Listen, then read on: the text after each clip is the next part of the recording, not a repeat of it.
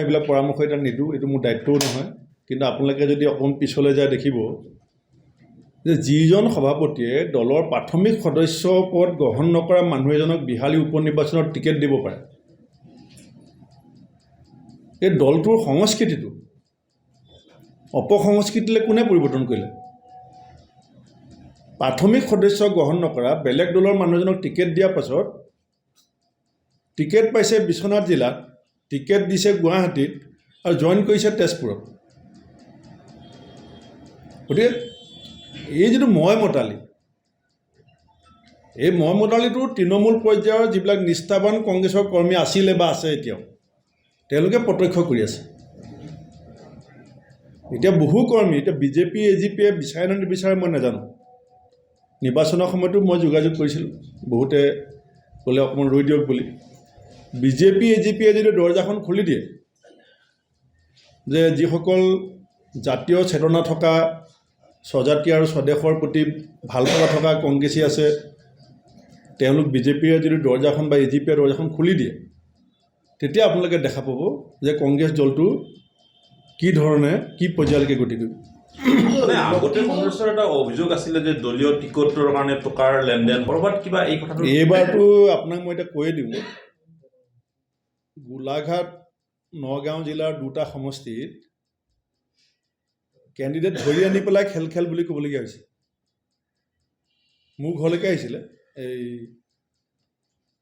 যিজনে আমাৰ গোলাঘাট, মই নামবিলাক নকওঁ আৰু, মানে মই সুধিছোঁ যে তুমি কেনেকৈ খেলিলা, তুমি কেনেকৈ টিকেট পালা? কৈছে মই টিকেট বিচৰাও নাই, খেলিবলৈ ইচ্ছা নাই, মোক ধৰি আনি পেলাই টিকেট দিছে।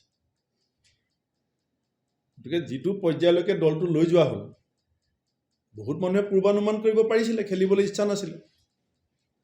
আপুনি ব্যৱধানবিলাক চাওক সমষ্টিবিলাকৰ। বিজেপি জিকাটো বা এজিপি জিকাটো ডাঙৰ কথা নহয়। এনেকুৱা ব্যৱধানটো 2021 চনত হোৱা নাছিলে। 2021 চনৰ ব্যৱধানটো ইমান ডাঙৰ কেনেকৈ হ'ল?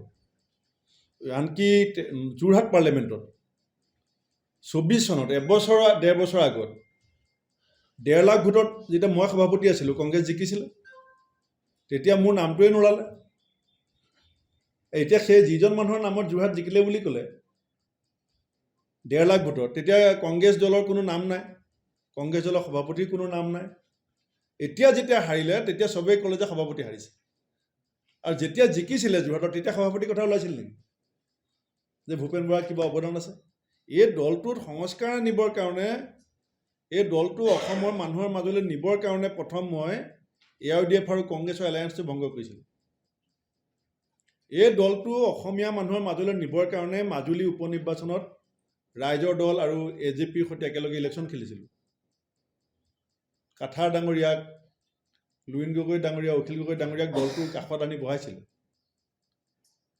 আৰু এজন মাটি বেপাৰী টিকেট দিবলৈ যাওঁতে আপোনালোকৰ সংবাদ মাধ্যমতে এই হেডলাইন হৈছিল, কিয় টিকেট পাইছিলে বিহালীত।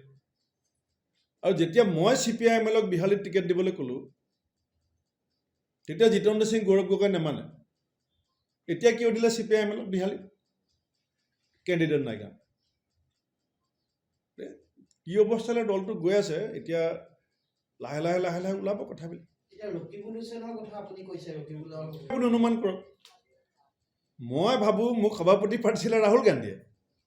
এতিয়া ৰকিবুলেশ্যনৰ ইমান দুঃসাহস হৈ গ'ল যে অসমৰ জাতীয় সম্পদ গড় হত্যাৰ কলংকৰে কলংকিত মানুহজনে কংগ্ৰেছ দলত সভাপতি পাতিব পাৰোঁ, সভাপতি ভাঙিব পাৰোঁ বুলি যেতিয়া কৈ থাকিব, তেতিয়াহ'লে ইয়াত ৰাহুল গান্ধীৰ শক্তিটো কোনে পাই আছে? কথাটো আপোনালোকে এই কথাটো ক'বলৈ গৈ দলটো ক'লৈ লৈ গৈছে যে মই সভাপতি পাতোঁ, মই সভাপতি ভাঙোঁ। আৰু সেইকাৰণে মই কৈ আছোঁ যে গৌৰৱ গগৈ স্ক্ৰিপ্ট পঢ়িব লাগিব। যদি স্ক্ৰিপ্ট নপঢ়ে, কালিলৈ 19টা ছিগনেচাৰ কালেকশ্যন যে হ'ব, সেইটো ডাইনিং টেবুলত দেখুৱাই দিছে যে ঠিকমতে চলিবা, মই যি কম শুনিবা, নহ'লে চোৱা মোৰ টেবুলত 19টা চহী কালিলৈ কালেক্ট কৰি দিম, যেনেকৈ ভূপেন বৰাৰ বিৰুদ্ধে কৰিছিল। গতিকে তেওঁ এতিয়া জাতিৰ পক্ষত থাকিব নে সভাপতি চকীখনৰ পক্ষত থাকিব? তেওঁ সিদ্ধান্ত লৈ লৈছে। কালি আপোনালোকে সেই সিদ্ধান্তটো গম পাইছে। চাওক, চব কথা আপোনালোকে জানে। কিন্তু সংবাদ মাধ্যমৰ গৌৰৱ গগৈৰ প্ৰতি এটা অহৈতুকী প্ৰেম আছে, অহৈতুকী প্ৰেম আছে। কিন্তু মই এই কথা আজি ক'ম, আজিৰ পৰা 10 বছৰ পাছত এইটো সত্য প্ৰমাণিত হ'ব যে জাতিয়ে স্বদেশ প্ৰেমৰ প্ৰতি সন্দেহৰ আৱৰ্তত থকা কোনো নেতাক কেতিয়াও গ্ৰহণ নকৰে। আৰু যোৰহাটৰ সমান সংস্কৃতিবান মানুহ, যোৰহাট সংস্কৃতিৰ ৰাজধানী বুলি কয়। এবছৰৰ ভিতৰত যোৰহাটবাসীৰ যিটো অনুশোচনা, যোৰহাটবাসী যেনেকৈ অনুতপ্ত হৈছে, অহা 6 এবছৰৰ ভিতৰত সমগ্ৰ অসমবাসীও সেই অনুশোচনা আৰু সেই অনুতপ্ত হ'ব। যিকোনো খবৰৰ বাবে যোগাযোগ কৰক আমাৰ এই নম্বৰত 9181 307 221।